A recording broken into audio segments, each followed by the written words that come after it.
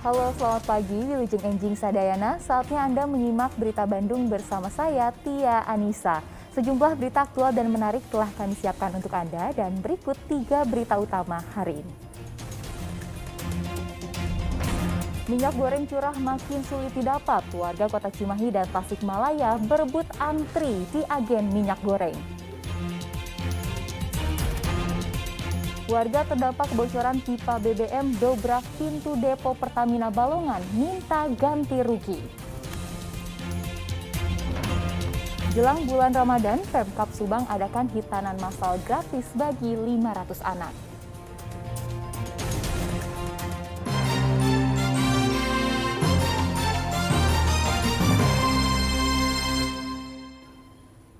Kita ke informasi pertama. Belasan rumah di pemukiman padat di Kampung Cincau, Kelurahan Gudang, Kota Bogor, ludes terbakar. Api penyebab kebakaran diduga dari korsleting listrik. Sementara di Pangandaran, sebuah rumah terbakar habis saat ditinggal sholat oleh penghuninya.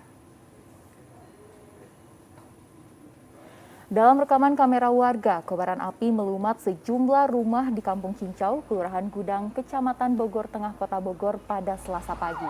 Padatnya bangunan pemukiman membuat api merambat cepat hingga nyaris melahap area ruko dan gedung kampus sekitar. Satu orang penghuni dilarikan ke rumah sakit lantaran mengalami luka bakar. Sedikitnya tercatat 15 unit rumah ludes terbakar, sebagian diantaranya rata tak tersisa. Dari hasil pemeriksaan petugas damkar, diduga penyebab kebakaran akibat korsleting listrik di salah satu rumah.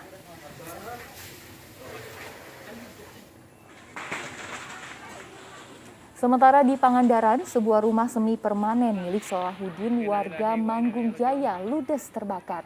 Rumah terbakar saat pemiliknya sedang sholat di masjid. Saat pulang dari masjid, terlihat api sudah membumbung tinggi sehingga tidak ada yang bisa diselamatkan, termasuk sebuah sepeda motor. Belum diketahui dari mana api berasal, sementara pemilik rumah masih pingsan melihat rumahnya ludes terbakar. Hujan yang terus-menerus telah menggerus bangunan kelas di Madrasah Sanawiyah MTS Darul Fikri Cipongkor, Bandung Barat. Begitu pula di Majalengka, dapur sebuah rumah ambruk tergerus longsor.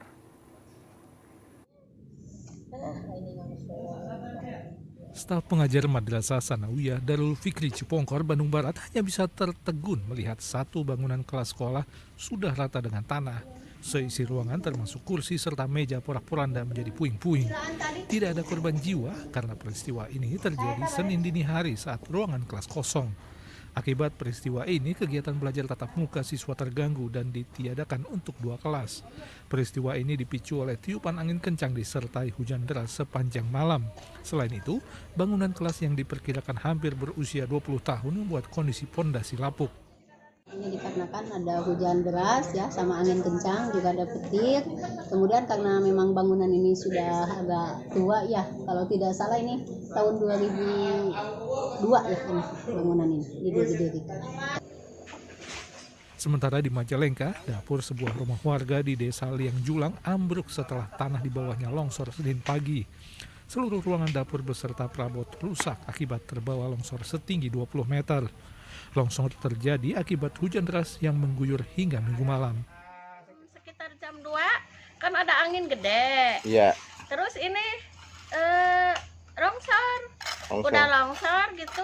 Kan malam ditambah malam. Iya. Malam kan hujan terus-terusan. Iya. Jadi nambah parah. Jadi semua sampai ambruk warung ibu. Ditambah melebar gitu. Melebar, tadinya sedikit sebelah sana aja. Iya. Cuman malam terus-terusan hujan sampai subuh kan di sini. Iya. Jadi nambah semua gitu ambruknya. Meski sedang berada di dalam rumah, namun semua penghuni selamat. Hingga hari Senin belum ada penanganan serius dari pemerintah. Warga berinisiatif menutup akses jalan ke area longsor karena khawatir terjadi longsor susulan. Agun Gunawan dan Muhammad Abbas melaporkan dari Bandung Barat dan Majalengka. 2 buah pohon berusia ratusan tahun tumbang hingga menutup badan jalan provinsi di kawasan Rancakalong, Sumedang. Tak ada korban jiwa dalam kejadian itu, namun lalu lintas sempat tertutup hingga 5 jam. Pohon yang tumbang jenis beringin dan pohon bungur yang sudah berusia lebih dari 100 tahun. Selain menutup akses jalan provinsi, pohon tumbang juga menimpa tiang listrik beton milik PLN yang tumbang ke rumah warga. Akibatnya, aliran listrik putus sementara rumah warga rusak. Sebelumnya, tanda-tanda pohon akan tumbang sudah dirasakan warga. Diduga pohon tumbang karena sudah tua, pasalnya saat kejadian cuaca sedang tidak hujan dan tak ada angin kencang. Rencananya pohon akan ditebang karena berpotensi membahayakan. Ratusan warga Kota Cimahi harus antri berburu minyak goreng curah ke sejumlah agen. Antrian juga terlihat di Tasikmalaya, bahkan sempat terjadi kericuhan karena warga berdesakan dan saling dorong. Agen penyedia minyak goreng di Jalan Jenderal Amir Mahmud, Kota Cimahi belum buka, tetapi ratusan warga sudah antre berjam-jam menunggu di pintu masuk. Begitu pintu toko dibuka, warga langsung menyerbu masuk. Pembelian dibatasi hanya 10 liter saja per orang untuk 100 nomor antrian pertama.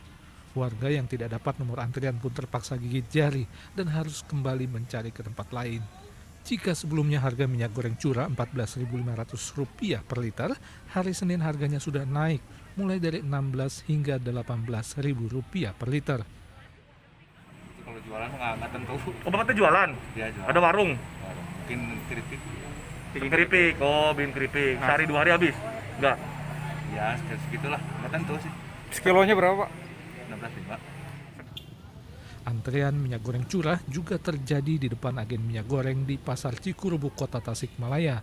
Warga datang sejak subuh demi mendapatkan barisan terdepan. Kondisi ini sudah berlangsung sejak seminggu terakhir dan kondisinya semakin parah saat minyak goreng semakin sulit didapat. Dari jam berapa nih Bapak antri? Dari habis sholat subuh jam 5 lah. Jam 5. Pak, kenapa harus buru-buru Pak antrinya gitu? Iya, kalau nggak buru-buru ya nggak bisa. Nggak bisa. Minyaknya buat apa nanti Bapak? Ya buat masak. Makanya ini di pesantren. Oh di pesantren, buat masak santri ya. Semakin siang kondisinya semakin ramai. Warga terus berdatangan mencari minyak goreng. Akhirnya keributan dan saling dorong tidak terhindarkan. Para pembeli dibatasi pembeliannya sebanyak 20 kg per orang dengan harga Rp19.000 per kilogram. Eko Setiabudi dan Muhammad Abbas melaporkan dari Kota Cimahi dan Tasikmalaya. Terdakwa kasus penyebaran berita bohong Bahar bin Smith menolak keluar dari ruang tahanan Mapolda Jawa Barat untuk mengikuti sidang perdana secara daring atau virtual yang digelar Pengadilan Negeri Kelas 1A Bandung Selasa siang. Bahar ingin sidang dilakukan dengan hadir langsung di ruang pengadilan. Penolakan tersebut memaksa Majelis Hakim Pengadilan Negeri Kelas 1A Bandung menunda jalannya sidang menjadi Selasa pekan depan. Kuasa hukum terdakwa menyatakan kliennya menolak hadir di sidang virtual karena fasilitas sambungan video melalui internet rawan terjadi masalah teknis yang dikhawatirkan mengganggu jalannya persidangan. Kasus tuduhan penyebaran berita bohong yang menyeret Bahar bin Smith sebagai terdakwa adalah buntut pernyataan dalam ceramah pada bulan Desember 2021 lalu di wilayah Marga Asih, Kabupaten Bandung. Bahwa kami ingin sidang offline, ya itu juga sudah disampaikan oleh klien kami, Habib Bahar bin Smith, ya melalui pengacaranya saya. Saya sudah ditanya beberapa kali oleh media, kita sampaikan bahwa kita ingin sidang offline. Alasannya pertama, agar keadilan bisa ditegakkan karena menghadirkan langsung terdakwa dan beliau punya hak untuk melakukan pembelaan secara langsung.